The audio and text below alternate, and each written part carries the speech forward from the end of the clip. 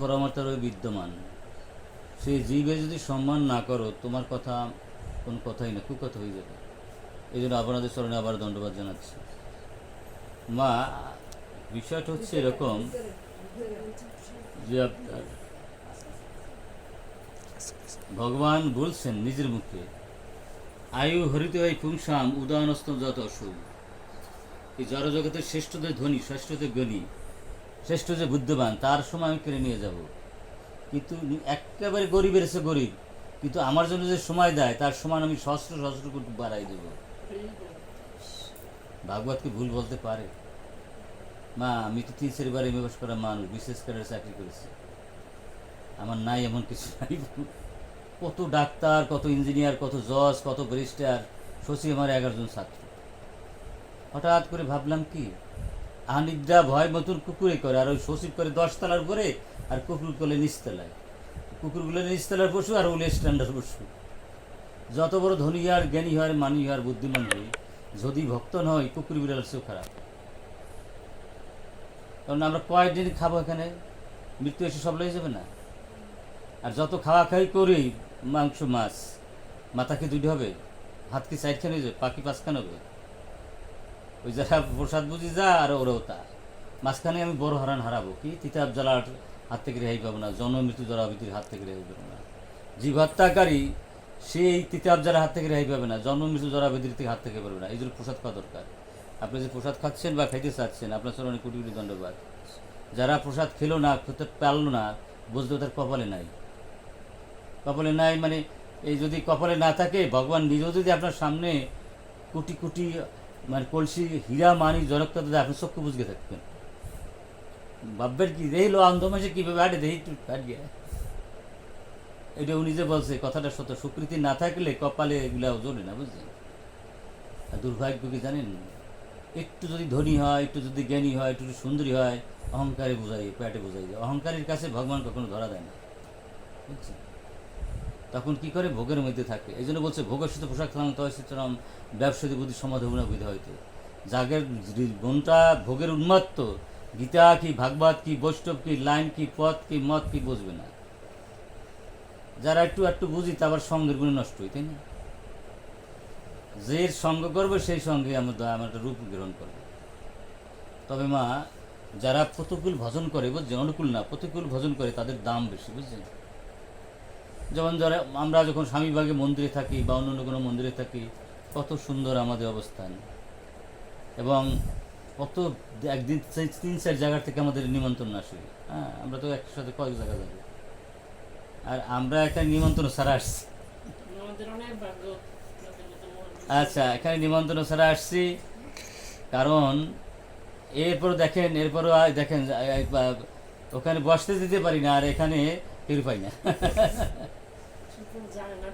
আচ্ছা, বিষয় হচ্ছে মাগো, জিনিসটা এটা না, আমরা এখানে কিছু পাইতে আসি না, আমরা দেওয়ার জন্য এখানে হাজির হয়েছি। ভারতবর্ষে জন্ম হইল যার, জন্ম সার্থক করি পর উপকার। শ্রেষ্ঠ উপকার হবে যদি গীতার জ্ঞান, ভাগবত জ্ঞান ভিতরে ঢুকানো যায়। আগে বলছি না, জজ, ব্যারিস্টার আর কত কিছু বানাইছে, সেক্রেটারি, সচিব, তাই না? এরা তো স্ট্যান্ডার্ড পশু হয়েছে। আর নিদ্রা ভয় মৌতুন, এটা কুত্তায়ও করে, তাই না? আর তুই করলি 10 তলায়, আর কুকুরগুলো করলি নিচতলায়। শাস্ত্র মানলি না, জানলি না, তুই আহানিদ্রা ভয় মতন মানে আচরণ করে গেলি। তুই হলো নিচতলার পশু, আর কুকুরগুলো হলো নিচতলার পশু, আর ওই তুই হলো স্ট্যান্ডার্ড পশু। মানুষ যখন কি স্ট্যান্ডার্ড পশু জানো? এখানে মা বলছে জানেন, ভাগবত আমি শাস্ত্র আগে তো বললাম, কয়েকবার আমি পাস করেছি, কিছু না পড়লে হতে পারতাম, বিশেষ পাস করতে পারতাম, মাথায় একটু ভিলু না থাকলে। তো বিষয় হচ্ছে এই মা, এটা তেমন একটা জ্ঞান না। এই যে বিশেষ পাস করা, ডাক্তার হওয়া, ইঞ্জিনিয়ার, জজ হওয়া, এ বেশি কিছু না। একটু মানে চুলকানি সুখ, এটা চুলকাইলে একটু আলোই লাগে, কিন্তু তারপর পোড়ায়। তুমি যা কিছু হও, এগুলা কি লইজ দেবার মরার সময় নাকি? 1000 কোটি টাকার ধন তোমার আছে, তুমি কি একটা ফুটা কানাকুনি নিতে পারবা মরার সময়? মরলে পর, আর তুমি বাড়ির সামনে যদি মরো, তোমার ঘরের ভিতরে ঢুকাবে, আর মরলে তুমি চাই হয়ে যাবা। বাগারে ফেলাইলে তো কুকুর বেড়ে খাবে, তাই না? বাক্স ভিতরে রাখলে তুমি পোকামাকড় হয়ে যাবা। তার জন্য এত অহংকার। যারা কুয়ার ব্যাং, তারা এই অহংকারের মধ্যে লিপ্ত থাকে, মনে হয় যেন আমি কত বড় পণ্ডিত হয়ে গেছি, কতখানি বুঝি। আর সর্বশ্রেষ্ঠ জ্ঞানী সেই ব্যক্তিটি যে প্রসাদ খাইলো, নাম জপ করলো, সাধু সঙ্গ করলো, একাদশী করলো, হরে কৃষ্ণ, কারণ সে তার কর্মবন্ধন থেকে মুক্ত হয়ে যাবে সে, বুঝছেন? এই জন্য বলছে, ভগবান নিজে বলছে, অর্থ ইন্দ্র অভিধানাম সর্বার্থ অপরিণীর নাম। যে মূর্খগুলো 5টা কর্মেন্দ্রিয়, 5টা জ্ঞানেন্দ্রিয়, মন, বোধ, অহংকার, চিত্ত, এইটা দিয়ে যারা ভোগের মধ্যে থাকে, তাই না, তাদের জ্ঞানও থাকবে না, বিজ্ঞান থাকবে না, যে অবশ্যই মুখ্যতা আমি। তখন ভগবান বলছে, তোমাকে মানব জন্ম দিয়েছিলাম 80 লক্ষ জন্মের পরে তপস্যা করার জন্য, ভজন করার জন্য, ভক্ত হওয়ার জন্য, বললে না, তোমাকে মরার পরে পায়খানা কীট বানাই পড়ে বললো, অথবা পাথর হতো গাছ। মা, এ কি সহ্য করা যায়? ভাগবত কি ভুল বলতে পারে?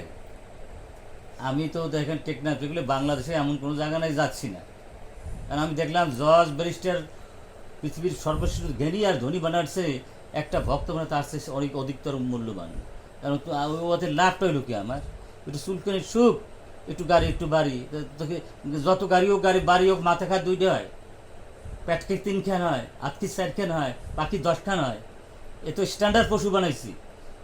যতই ধনী হোক আর জ্ঞানী আর বুদ্ধিমান হোক, যদি ভক্ত না হয়, সে পশু ছাড়া কিছু না, বোঝা যায়? হানিদ্রা একটা কুকুরে কার আর ও করলো, তাহলে কী হইলো জীবনটা? যারা কুয়ার ব্যাং, যারা কোনো পরিবেশে যায় না, এই দেখেন চীনেরা আমাদের মতো মানুষকে আহ্বান যায়, আমাকে পর্যন্ত বিদেশে থেকে বহু জায়গায় ফোন দিতেছে, কখন আপনারা পাবো। Indonesia, Holland, Denmark, Sweden, America, চীনে, বুঝলেন? যেহেতু আমি ইউটিউবের মধ্যে সমস্ত পৃষ্ঠের সাথে আমার একটা যোগাযোগ আছে, বুঝছেন?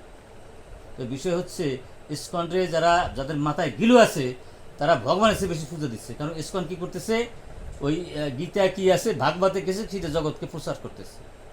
শুনলে অবাক হয়ে যায়। আমেরিকা এখন এখানে পূজা দিচ্ছে আমাদের এখন, কারণ কি জানেন?